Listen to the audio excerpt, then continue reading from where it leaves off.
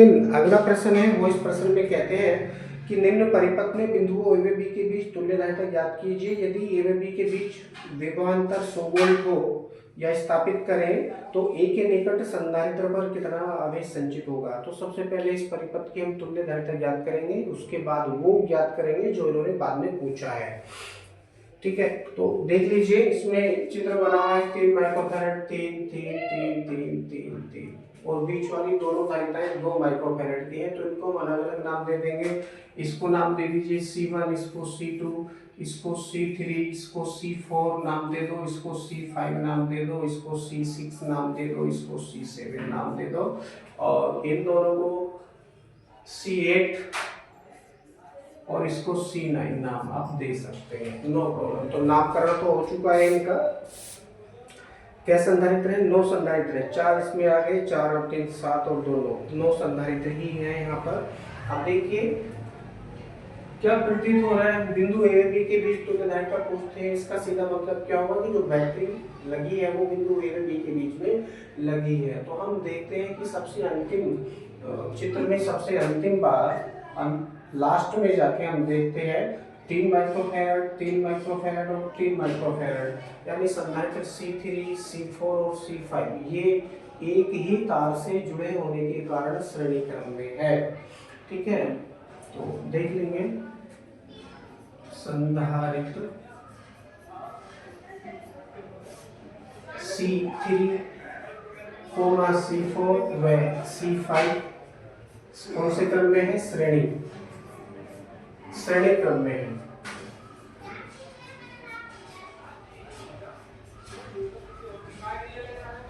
पता है धारिता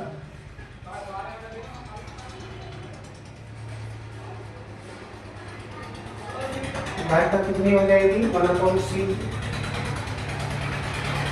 equal to 1/C3 plus 1/C4 plus 1/C5 करेंगे तो प्राप्त होगा 1/C इक्वल टू 1/C3 के स्थान पर 3 1/3 प्लस 1/3 प्लस 1/3 यानी 3। कितना हो गया है?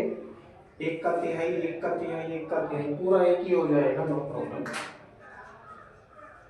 C इक्वल टू आ गया 1 माइक्रोफैरड,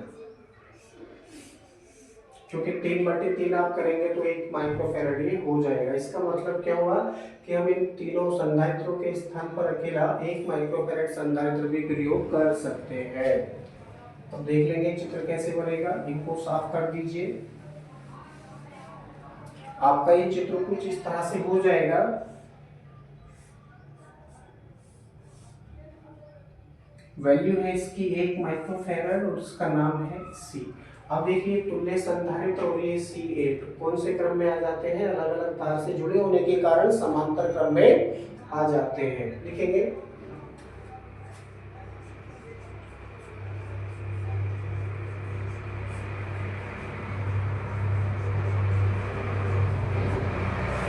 तुल्य संधारित्र C व संधारित्र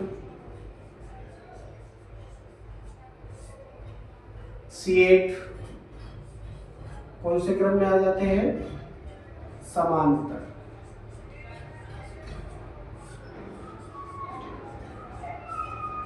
समांतर क्रम में। अतः धारिता कितनी हो जाएगी? इसकी धारिता C dash equal to C plus C8 करेंगे तो प्राप्त होगा C dash equal to 1 plus 2। कितना हो गया? 3 हो गया। C dash equal to 3 microfarad, 3 microfarad. ठीक है, तो इन दोनों के स्थान पर हम केवल 3 माइक्रोफैरड संधारित्र प्रयोग कर सकते हैं। तो करेंगे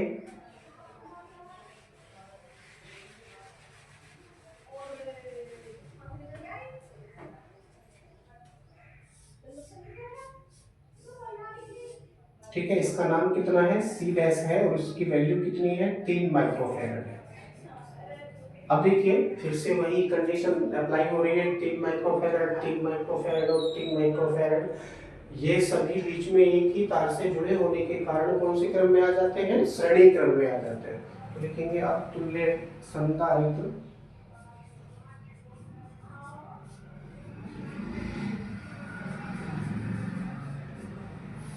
तुल्य संधारित्र। कौन सा तुल्य संधारित्र है? C dash. व संधारित्र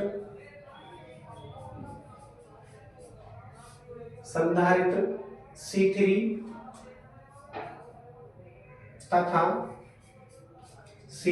तथा C6 कौन से क्रम में है? श्रेणी में। अतः धारिता कितनी हो जाएगी? 1/C डबल डैश कर लो इसको, इक्वल टू डायरेक्टली वैल्यू रखूंगा मैं 1/3 प्लस 1/3 प्लस 1/3 पलटेंगे तो कितना आ जाएगा? ये हम कर चुके हैं पहले से, 1 माइक्रोफैराड ही प्राप्त हुआ था, तो इसलिए का चिन्ह लगाओ नई लाइन से और लिखो इसको C double dash equal to 1 microfarad. ठीक है, 1 माइक्रोफैराड ये हम कर चुके हैं, तो 1 माइक्रोफैराड हमको ये प्राप्त हुआ है।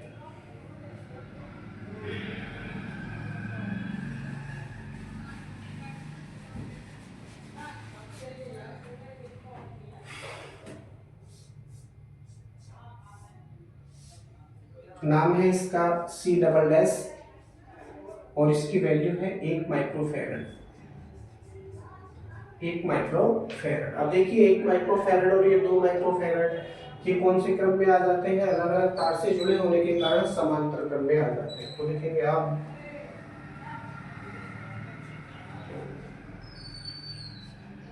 तुल्य संधारित्र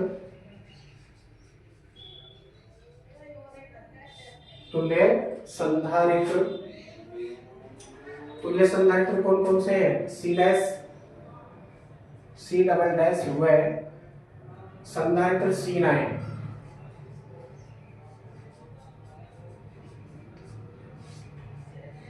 C9 कौन से क्रम में है? समांतर क्रम।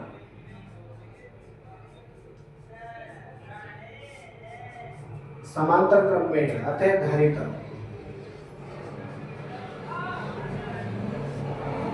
कितनी हो जाएगी?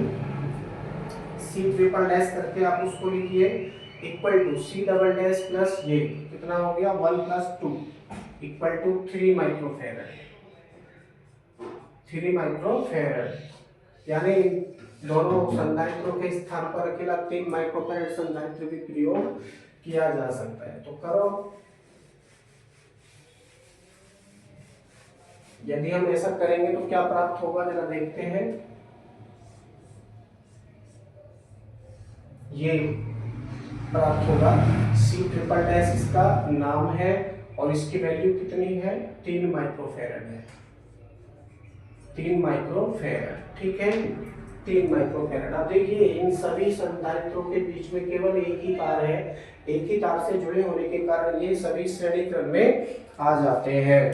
तो श्रेणी क्रम का सूत्र लगाएंगे और इसको हल कर देंगे। ओके, तो लिखेंगे अब तुल्य संधारित्र C ट्रिपल डैश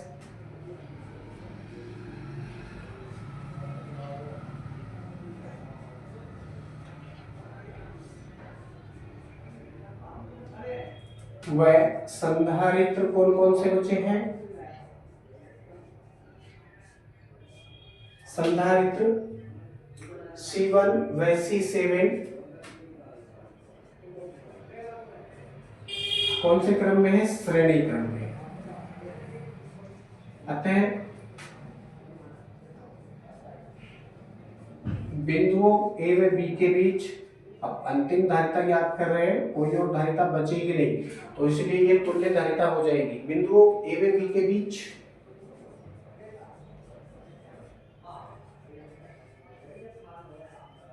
A व B के बीच तुल्य धारिता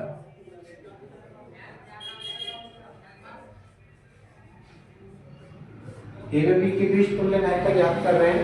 सूत्र वही है श्रेणी क्रम वाला, हम यहाँ प्रयोग करेंगे। नीचे वाले को मैं साफ कर देता हूँ पूरे को ही, बाकी खत्म करो क्योंकि हमको जगह बनानी है। ये हम करते करते यहाँ तक आ चुके हैं। तुल्य धारिता कितनी हो जाएगी, 1/c4 डैश इक्वल टू, तीन संधारित्र है ये, तीन तीन तीन, कितना हो जाएगा 1/3, डायरेक्टली वैल्यू रखेंगे 1/3 प्लस 1/3 और जोड़ेंगे तो आ जाएगा C4 dash equal to 1 microfarad. 1 microfarad इसकी तुल्य धारिता आ चुकी है।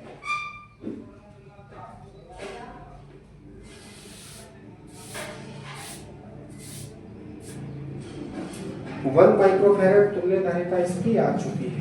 अब इसको हम बना लेंगे फैरड में, क्योंकि तुल्य धारिता हमारे पास में आ चुकी है और वोल्टेज इस पूरे पर दे रखा था इन्होंने 100 वोल्ट,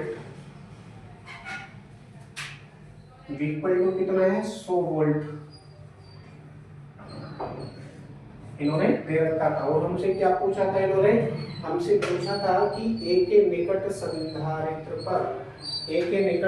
संधारित्र पर संचित आवेश ज्ञात कीजिए। ए के निकट संधारित्र पर संचित आवेश।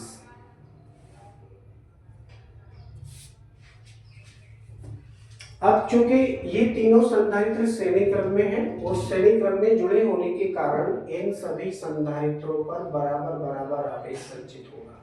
इस पर भी इतना ही, इस पर भी इतना ही, इस पर भी इतना ही, ठीक है। वोल्टेज, अब चूंकि तीनों की वैल्यू बिल्कुल बराबर है तो तीनों के सिरों पर वोल्टेज भी बिल्कुल बराबर बराबर उत्पन्न होगा, ठीक है। 100/3 हो जाएगा ये।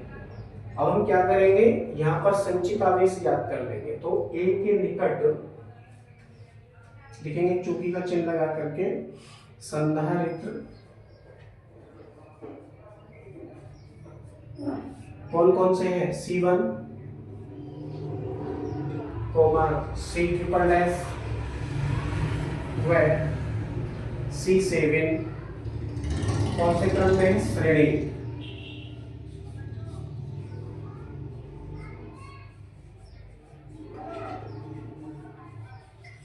श्रेणी क्रम में है, अतः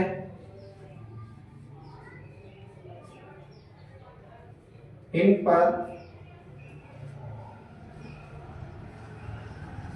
समान आवेश संचित होगा।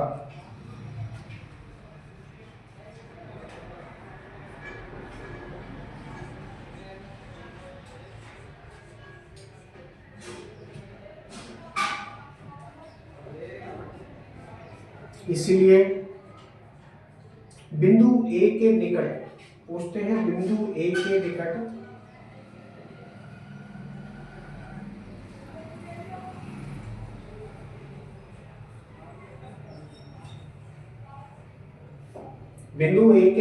संधारित्र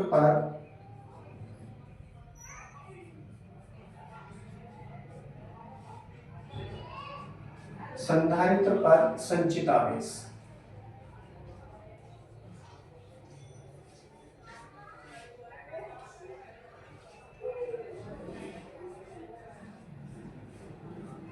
संचित आवेश कितना हो जाएगा, Q इक्वल टू CV, और C के स्थान पर क्या आएगा, इनकी तुल्य धारिता यानी C4 डैश इंटू V करेंगे तो क्या प्राप्त होगा, Q equal to C triple dash की वैल्यू, 4 डैश की वैल्यू है 1 माइक्रोफैरड इनटू, और V की वैल्यू आपके पास में है दे रखी है उन्होंने 100 वोल्ट करेंगे तो क्या प्राप्त होगा, 100 का 1 से मल्टीप्लाई करेंगे तो 100 और फैरड इनटू वोल्ट यदि हम करेंगे तो क्या प्राप्त होगा, फैरड इनटू वोल्ट कूलम्ब प्राप्त होगा। इसलिए इक्वल टू क्या हो जाएगा, 100 माइक्रो कूलम्ब।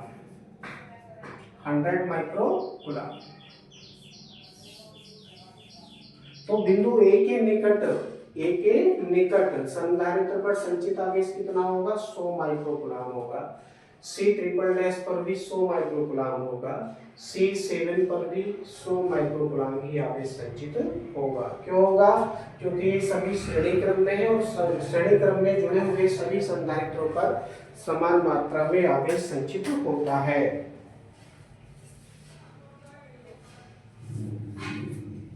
तुल्य धारिता हमारे पास में आ चुकी है 1 माइक्रोफैराड। ये हमने तुल्य धारिता ज्ञात करी है। तुल्य धारिता C4 इक्वल टू 1 माइक्रोफैराड, पहला आंसर ये हो गया।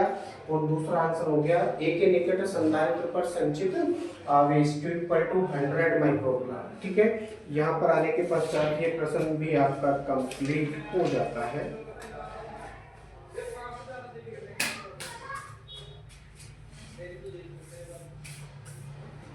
बाकी प्रश्न आपके अगले वीडियो में